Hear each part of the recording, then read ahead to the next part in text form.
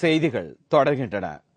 அந்த நாளில் பிரபல குத்துச்சண்டை வீரராக திகழ்ந்தவரும் நடிகருமான தாராசிங்கின் உடல்நிலை மிகவும் கவலைக்கிடமான நிலையில் இருப்பதாக அவருக்கு சிகிச்சை அளித்த மருத்துவர் கூறியுள்ளார். கிட்டத்தட்ட 400 ஹிந்தி படங்கள், சில தமிழ் படங்களில் இவர் நடித்திருக்கிறார்.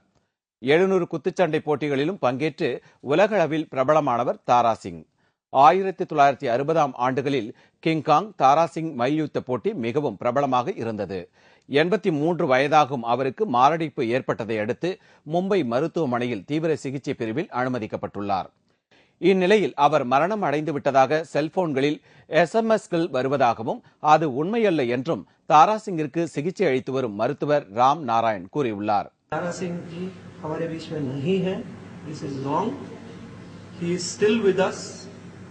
He is in the ICU, extremely critical. जैसे आपको शायद मालूम है, वो परसों करीब 5 बजे शाम को हमारे इमरजेंसी में आए थे.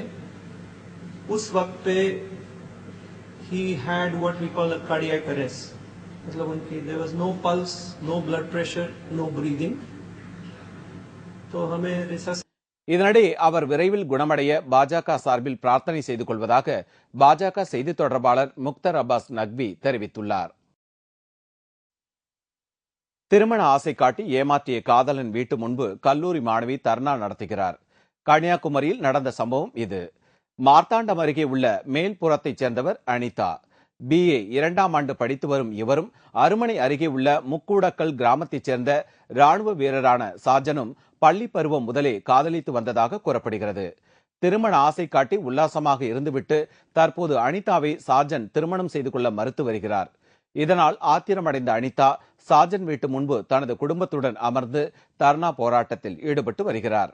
சாஜன் தன்னை திருமணம் செய்து கொள்வதாகவும் 7ஆம் தேதி தனது வீட்டிற்கு முறைப்படி பெண் கேட்க வருவதாகவும் கூறினார். இவள்கிட்ட கணவன் மனைவி உறவு கொண்டாடி எந்த இடத்துக்கு விழிச்சாலும் அந்த குட்டி போயிட்டு தான் இருந்து, சமீபமாக கழிஞ்ச வெள்ளிக்கிழமைக்கு அன்னைக்கு இவங்க கன்னியாகுமரி லாட்ஜில் இருந்துட்டு 3 மணி அளவில் மார்த்தாண்டத்தில் கொண்டு விட்டான். அது அவனுக்கு அப்பாவுக்கே கண் முன்ன கொண்டு விட்ட வேதனை தான் அவருக்கு அவர் உடனே அவனை கூப்பிட்டு பேசினதில்ல, நான் கட்டிக்கிட்டேன், நான் வேற ஒரு பெண்ணையும் கட்ட மாட்டேன்னு அவன் சொன்னேன். ஆனால் அவர் சொன்னபடி 7ஆம் தேதி வரவில்லை. இங்கு வந்து பார்த்தால் வீட்டில் யாரும் இல்லை. போனில் தொடர்பு கொண்டு கேட்டால் தன்னை திருமணம் செய்து கொள்ள முடியாது என்று மறுப்பதாக அனிதா கூறியுள்ளார். நீதிமன்ற ஆணையை வாங்க மறுத்த இளம் சாமியார் நித்யானந்தாவிற்கு சென்னை உயர்நீதிமன்ற மதுரை கிளை கண்டனம் தெரிவித்துள்ளது. நித்யானந்தா மதுரை ஆதீன மடத்தின் இளைய ஆதீனமாக நியமிக்கப்பட்டதற்கு எதிர்ப்பு தெரிவித்து சென்னையைச் சேர்ந்த வழக்கறிஞர்கள் மதுரை கிளையில் மனு தாக்கல் செய்திருந்தனர்.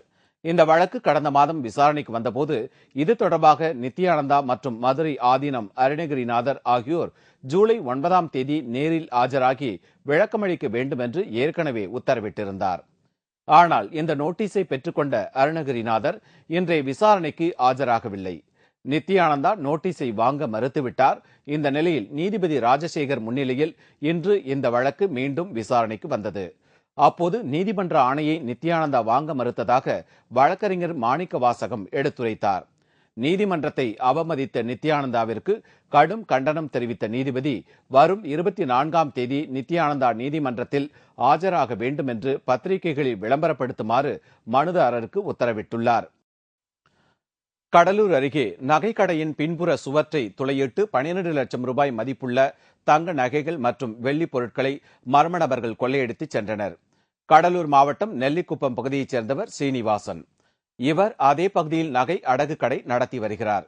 இவரது கடையின் பின்புற சுவற்றை துளையிட்டு உள்ளே சென்ற மர்ம நபர்கள் பெட்டகத்தில் இருந்த 100 கிராம் தங்க நகைகள், 5 கிலோ வெள்ளி பொருட்கள் மற்றும் 50,000 ரூபாய் ரொக்க பணத்தை கொள்ளையடித்து சென்றனர்.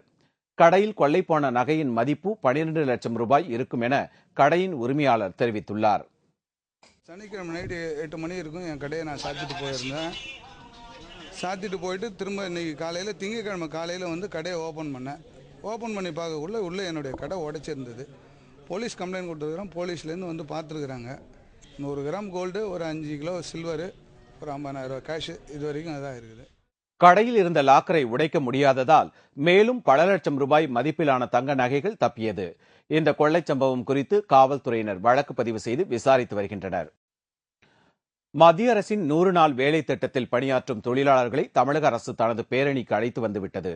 இதனால் கிராம பணிகள் பாதிக்கப்பட்டதாக புகார் எழுந்துள்ளது. கரூரில் கள்ளச்சாராய ஒழிப்பு பேரணி அரசு சார்பில் நடைபெற்றது. இந்த பேரணியில் மாணவ மாணவிகள் பங்கேற்றனர். எனினும் பொதுமக்கள் யாரும் இல்லாததால் மாவட்ட ஆட்சியரின் உத்தரவுப்படி ஏராளமான கிராமங்களில் மத்திய அரசின் 100 நாள் திட்டத்தில் வேலை பார்த்து கொண்டிருந்தவர்களை பேரணியில் பங்கேற்க அழைத்து வந்ததாக குற்றச்சாட்டு எழுந்துள்ளது. மத்திய அரசின் 100 நாள் வேலை திட்டத்தில் பணியாற்றுபவர்களை கிராமப் பகுதியில் உள்ள ஏரி பராமரிப்பு வேலைகளை பார்க்க விடாமல் அரசு விழாக்களில் பங்கேற்க வைப்பது போன்று தவறான நடவடிக்கையில் அதிமுகவினரும் அரசு அதிகாரிகளும் ஈடுபட்டு வருகின்றனர். முறையாக குடிநீர் வழங்க கோரி காலி குடங்களுடன் மாவட்ட ஆட்சியர் அலுவலகத்தை பொதுமக்கள் முற்றுகையிட்டு போராட்டத்தில் ஈடுபட்டனர்.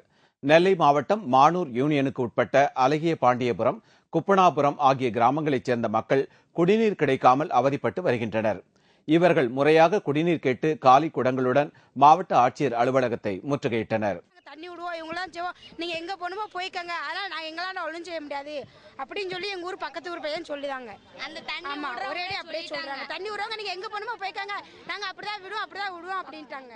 இதனிடையே கன்னியாகுமரி மாவட்டம் அருமனை அருகே ரேஷன் கடையில் பொருட்கள் வாங்குவதற்காக மக்கள் கொடுத்திருந்த குடும்ப அட்டைகளை ஆய்வுக்கு வந்த அதிகாரி எடுத்துச் சென்றதை கண்டித்து அந்த பகுதி மக்கள் திடீர் மறியலில் ஈடுபட்டனர்.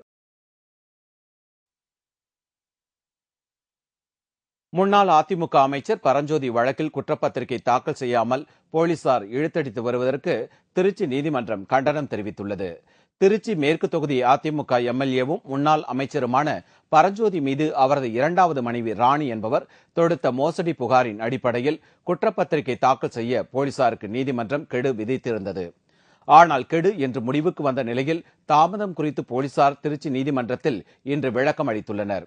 வழக்கில் பல தகவல்களை திரட்ட வேண்டியுள்ளதால் மேலும் 1 மாதம் அவகாசம் வேண்டும் என்று காவல்துறை சார்பில் கோரப்பட்டது. இருந்தா நமக்கு சந்தோஷமே. சோ அவங்க இந்த கால அவகாசம் எடுத்துக்கிறது அவங்க ஆழமாவும் தீரவும் விசாரிச்சு ஒரு உண்மையான தீர்ப்பை கொடுத்தா மட்டும்தான் நல்லது அப்படின்னு அவங்க நினைச்சு இந்த கால அவகாசம் அவங்க கேட்கறாங்கன்னு நினைக்கிறோம். இதனை ஏற்ற நீதிபதி ராஜாராமன் வழக்கை தீர விசாரித்து ஆகஸ்ட் 17ஆம் தேதிக்குள் குற்றப்பத்திரிகை தாக்கல் செய்ய வேண்டும் என்று உத்தரவிட்டார்.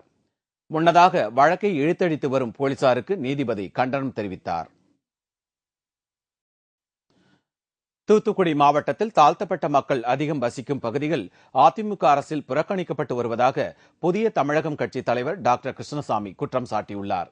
இலவச வீட்டுமனை பட்டா, குடும்ப அட்டைகள் வழங்க நடவடிக்கை எடுக்காத அதிமுக அரசை கண்டித்து புதிய தமிழகம் கட்சி சார்பில் தூத்துக்குடியில் கண்டன ஆர்ப்பாட்டம் நடைபெற்றது. இதில் கலந்து கொண்டு பேசிய டாக்டர் கிருஷ்ணசாமி அதிமுக ஆட்சியில் தலித் மக்கள் புறக்கணிக்கப்பட்டு வருவதாக குற்றம் சாட்டினார். 1,20,000 பேருக்கு பட்டா கொடுக்கப்படவில்லை. அது தூத்துக்குடி மாவட்டத்திலிருந்து தான் அதிகமாக விண்ணப்பித்திருக்கிறார்கள். எனவே அதுவும் தவறான தகவல். அதேபோல முதியோர் உதவித்தொகையை பொறுத்த மட்டிலும் அதிகாரிகள் திட்டமிட்டே ஏமாற்றுகிறார்கள். எனவே இது அதிகாரிகளுடைய ஒரு மிக மெத்தன போக்கும் அவர்கள் மக்களுடைய விரோத போக்கும் தான் அதை சொல்லணும். இதுகுறித்து மாவட்ட நிர்வாகத்திடம் பலமுறை புகார் அளித்தும் எந்தவித பதிலும் இல்லை என்றும் அவர் கூறினார்.